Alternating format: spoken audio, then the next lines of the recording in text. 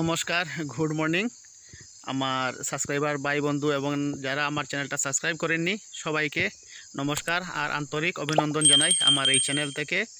আর আজকে এই যে আমার পিছন দিক দিয়ে দেখতে পাচ্তেছো এই যে সুপারির চারা, এইগুলার সম্বন্ধে একটু ডিটেইলস আমি আর একটু জানকারি নিয়ে এসেছি আর আপনাদের সাথে এটা শেয়ার করব। শুধু সুপারির চারাতে গোবর দিলে কি হয় আর গোবর না দিলে কি হয় তার পজিটিভ পয়েন্ট আর নেগেটিভ পয়েন্ট দুটোটা বোঝানোর চেষ্টা করব। শুধু যে হাইব্রিড চারা নিলে আপনারা লাভবান হবেন ঠিক তেমন না, হাইব্রিড চারা ছাড়াও আপনারা লাভবান হতে পারবেন।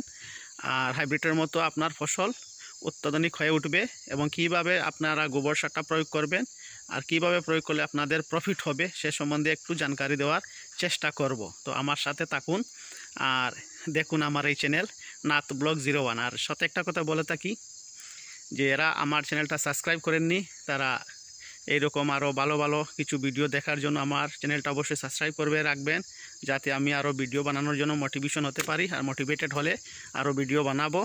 তো চলো আমি ব্যাক ক্যামেরা ইউজ করে আপনাদেরকে দেখাই। তো প্রথমে আমি একটা জিনিস দেখাই, একটু ভালো করে লক্ষ্য করে কিন্তু ভিডিওটাতে দেখবেন, স্কিপ করবেন না।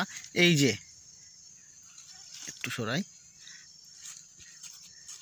হাত দিয়ে ঢুকে যাচ্ছে, একটা শোলা নেই।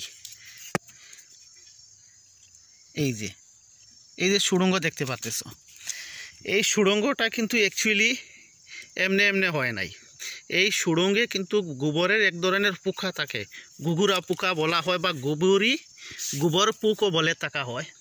এই গোবর পোক যদি থাকে তাহলে এই গোবর পোকে যখন এই বর্ষার সিজন ছাড়া যে সিজন আছে ওই সিজনে যখন আমরা গোবর দেই তখন কি হয়, গোবর দিলে ওইখানটায় আপনার আরেকটা দেখাই জায়গায়, এই যে দেখতে পাচ্ছ আরেকটা জায়গা, ওইটা হয়তো ভাবতে পারো যে আমি বানিয়েছি। এই যে এটা কিন্তু আমার বানানো না। এই দেখো গোবরের পোকে কিন্তু এই সুড়ঙ্গটা করছে। এই সিজনে গোবর দিলে কি হয়, গোবরের পোক যেটা আছে ওরা কিন্তু এরকম গোবর থেকে মাটিটা কানা করে সেদা করে ছোটো ছোটো সুড়ঙ্গ বানায়, এই যে সুড়ঙ্গ। আর যখন বৃষ্টি হয় বৃষ্টির সময় কিন্তু সুড়ঙ্গে দিয়ে প্রচুর পরিমাণ জল ঢুকতে থাকে, এই যে সুড়ঙ্গের দিক দিয়ে জল ঢুকবে।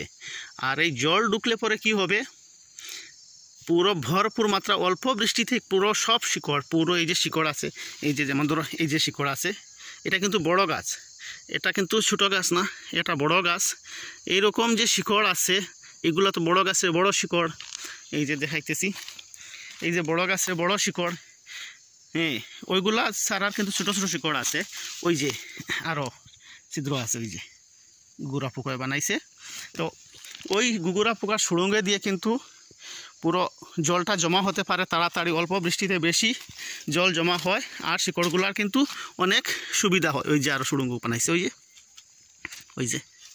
ওই যে সুড়ঙ্গ বানাইছে, ওই সুড়ঙ্গ দিয়ে কিন্তু তোমার জল সরবরাহ হতে পারে ভালোভাবে।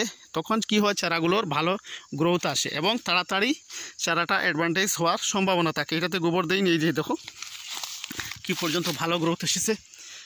এইগুলো কিন্তু এই ইয়ারে বৃষ্টির সময় লাগানো সুপারির চারা, এটা কিন্তু 3-4 বছর আগের না। এই দেখো এই যে আগের সুপারি গাছ, এই যে আগের সুপারি গাছ, এই যে এটা আবার কাঁঠাল গাছ, এই যে আমার কিন্তু অনেক সুপারি গাছ লাগানো আছে। তো এইরকম গোবর যদি দিয়ে রাখো, যখনই গোবর পাবে যেখানেই পাবে গাছের নিচে, অন্য কিছু সার প্রয়োগ করতে হয় না, শুধু গোবর দাও। গোবর দিলেই এই যে দেখো এই দেখেছো কত বড় ফাঁকা, এটা কিন্তু একদম লাইভ দেখতে পাচ্ছ, এটা কিন্তু এডিটিং ভিডিও না। আমি কিন্তু আগেই বলেছি আমার আগের ভিডিওতে যে আমি এডিট করে ভিডিও বানাই না। তো আপনারা এরকম গোবর দিয়ে রাখবেন, গোবর দিয়ে রাখলে অনেক, এই যে চারাটা ছোটো, এটা তাড়াতাড়ি গ্রোথ হওয়ার জন্য আমি গোবর দিয়ে রেখেছি। এভাবে গোবর দিয়ে রাখবেন, তাড়াতাড়ি গ্রোথ আসবে, 1 থেকে 1.5 বছরের ভিতরেই এরকম চারা হয়ে যাবে। এগুলোতে কিন্তু আমি আগে ভালোভাবে এই চারাগুলোতে ভালোভাবে কিন্তু গোবর দিয়েছি, এর জন্য দেখতে পাচ্তেছো কত ভালো চারা হয়েছে। এইগুলা কিন্তু এইবারের চারা, এইবার আবার যখন বৃষ্টি হবে, নেক্সট ইয়ারের বৃষ্টি হবে, তখন কিন্তু এই গাছগুলো অনেক গ্রোথ হবে তাড়াতাড়ি। এই যে লাস্ট ইয়ারের চারা, 1 বছর আগের চারা কতটুকু গ্রোথ হয়েছে।